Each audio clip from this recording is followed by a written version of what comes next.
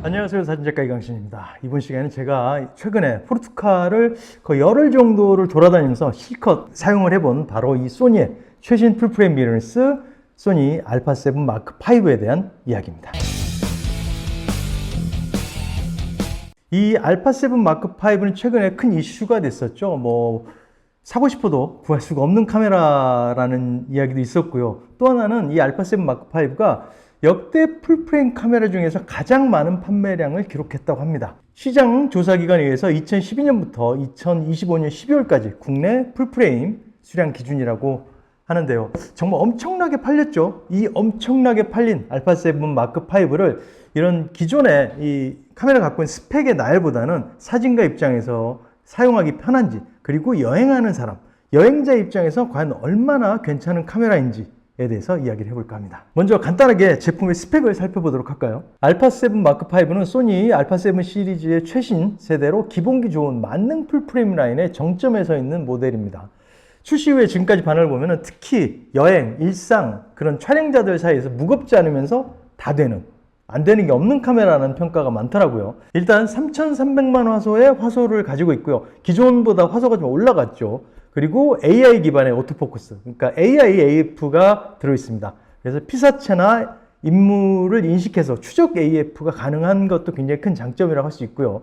또 7.5스탑의 손떨림 보정 기능이 있어서 아주 어두운 상황이 아니라면은 삼각대 없이도 웬만한 촬영은 가능했었습니다.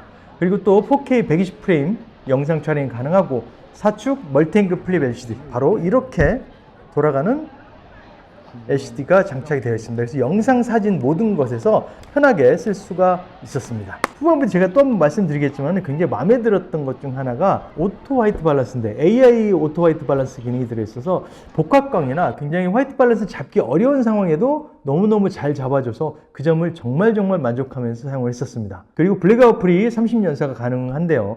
이 알파7 마크5 같은 경우는 연사나 빠른 움직임, 30연사를 하더라도 촬영 중에도 이 EVF 모니터가 꺼지지 않고 연속적으로 표시되는 그런 기능을 탑재하고 있는 걸 말하고 있습니다. 3300만 화소, 그리고 AIF, 그리고 영상, 브이로그에 편한 이렇게 플립 LCD까지, 이런 것들을 실제 여행 현장에서 어떻게 썼는지 하나씩 보여드리도록 하겠습니다. 자, 그럼 먼저 왜 알파7 마크5를 포르투갈에서 리뷰를 진행을 했을까요? 카메라 리뷰를 포르투갈에서 찍은 이유가 있습니다. 리스본은 굉장히 좁은 골목으로 되어 있고요. 그리고 역광이 굉장히 많이 발달되어 있는 그런 도시입니다. 그리고 또 트램이 지나다니는 거리에 스냅을 찍을 수가 있고, 그리고 또 제가 갔던 신트라, 나자레 등의 그런 풍경들, 그리고 또 포르투를 마지막 촬영지로 갔었는데 포르투의 야경과, 그리고 포르투에 제가 왔었을 때 쌍주앙 축제라는 걸 하고 있었어요.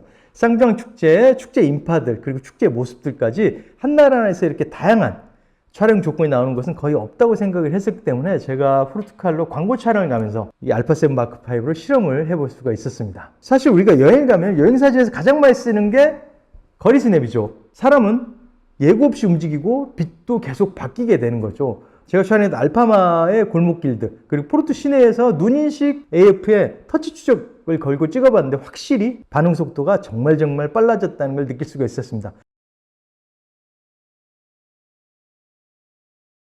여러 명이 있을 때 내가 한 명의 피사체를 계속 찍고 싶을 때 그쪽에 터치를 하면은 자동으로 계속 그 피사체만 따라다니면서 포커스를 잡아주기 때문에 그 점이 굉장히 편리하게 거리 스냅을 찍을 수가 있었습니다. 그리고 또 하나, 제가 이 쌍주앙 축제가 열리는 거리에서도 좀 찍어봤는데, 이렇게 거리 공연이나 사람들이 굉장히 많이 밀집되어 있는 그런 곳에서 움직이는 피사체를 찍는 상황에서도 이 IAF가 피사체를 놓치지 않고 잘 따라가더라고요. 이 부분은 정말 편하게 촬영할 수 있는 그런 조건을 저에게 만들어줘서 스트레스 받지 않고 촬영을 진행할 수 있었습니다.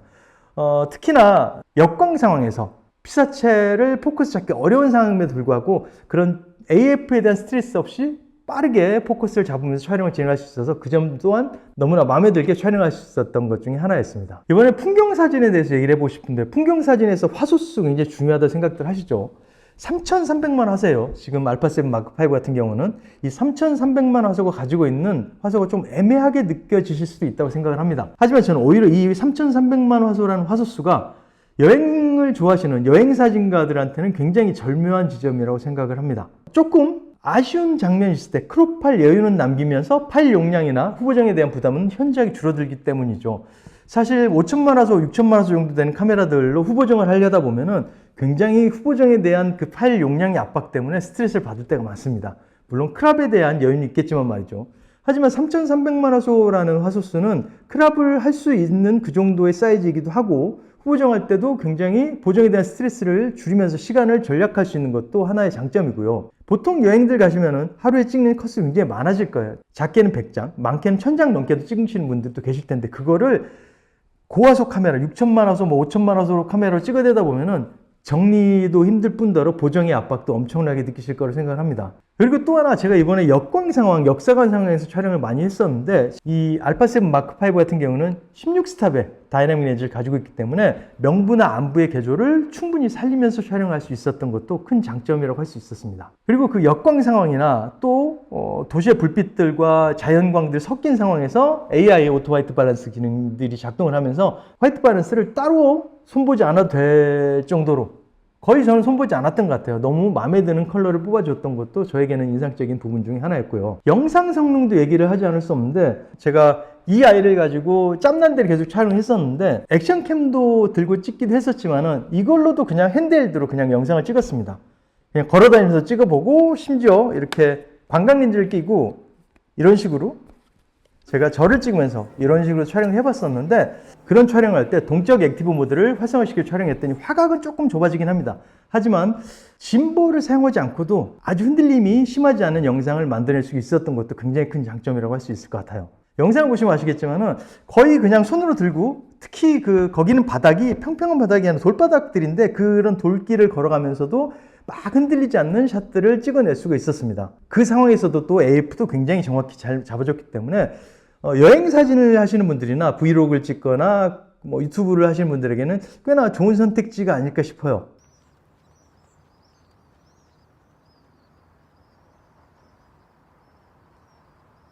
너무 칭찬 일색으로 말씀을 드리는 것 같지만은 저는 사실 정말 불만 없이 촬영을 하고 왔었습니다. 야간 촬영도 제가 테스트를 해봤습니다. 야간 촬영을 해봤는데, 야간 촬영은 포르투에 있는 동루시 1세 다리를 찍어봤었어요. 그쪽에 인근을 찍어보고, 또 밤에 불꽃놀이를 했어요. 축제 기간에서 불꽃놀이에 불꽃들을 찍고 여러 가지 테스트를 해봤는데, 고감도로 올렸을 때 노이즈 억제력이 기대 이상으로 좋아서 그 점이 굉장히 마음에 들었어요.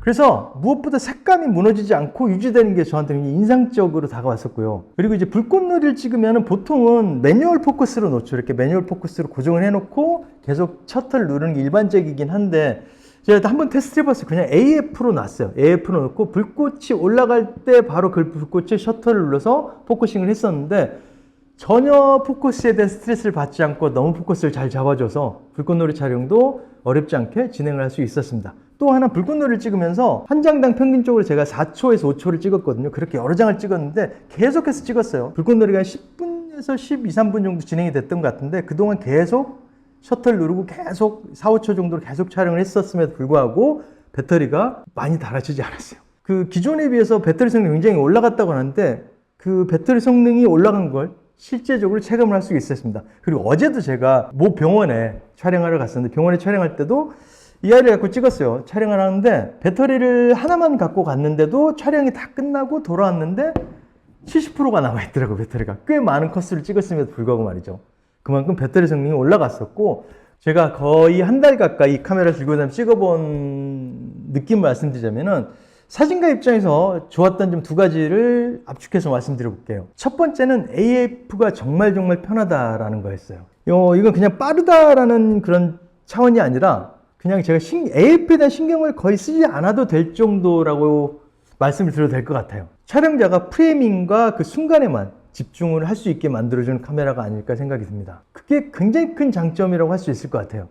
사실 요즘 굉장히 많은 카메라들이 나오고 있고 나쁜 카메라들이 없다고 제가 항상 말씀드리지만 AF에 있어서는 단연코 압도적으로 우승인 것 같습니다. 그리고 또 하나는 화소수에 대한 얘기인데, 아까도 말씀드렸지만 3300만 화소는 매력적인 화소인 것 같아요. 2400만 화소는 조금 모자라죠 사실. 하지만 3300만 화소는 우리가 인화를 할 때 있어서도 A1 사이즈까지도 인화가 가능한 화소이기도 하고요. 크롭의 여유도 있고 저장 공간이나 후보적인 부담이 줄어드는 그것도 굉장히 큰 매력적인 화소수라고 할 수 있을 것 같아요. 이 세 가지 사이에서 가장 균형 잡힌 지점의 화소수가 3300만 화소가 아닌가 생각이 듭니다. 물론 그 고화소가 갖고 있는 장점이 있는 만큼 부담감이 늘어나는 건 사실이겠죠. 하지만 3300만 화소는 절묘하게 줄타기하는 그 정도 선상에 있는 화소수라고 생각을 해요. 상업과 아마추어를 둘 다 만족시킬 수 있는 그런 화소가 아닌가 생각을 해봅니다. 사실 요즘 대형인화라는 경우가 많지 않죠. 상업사진을 하시는 분들도 그럴 거예요. 그렇기 때문에 캐주얼하게 찍는 상업사진이나 스냅을 하시는 분들에게는 적극적으로 추천드리고 싶은 카메라인 것 같아요. 그래서 결론적으로 말씀드리자면은 여행용 풀프레임 카메라를 찾고 계신다. 저는 그러면 알파7 마크5를 강력하게 추천을 드리고 싶습니다. 사실 좋은 사진은 카메라가 만드는 건 아니죠. 결국은 사람이 만드는 건데, 하지만 좋은 카메라는 그 과정을 훨씬 편하게 만들어 주는 건 사실이죠. 사람이 사진을 만들겠지만은 그 사진을 만드는 과정에 있어서 조금은 편하게 만들 수 있는, 도움을 줄 수 있는 카메라가 알파7 마크5가 아닌가 하는 생각을 하면서 오늘 리뷰를 마쳐보도록 하겠습니다. 조금 도움이 되셨으면 좋겠고요. 저는 다음 시간에 조금 더 나은 컨텐츠로 돌아오도록 하겠습니다. 구독과 좋아요 아시죠?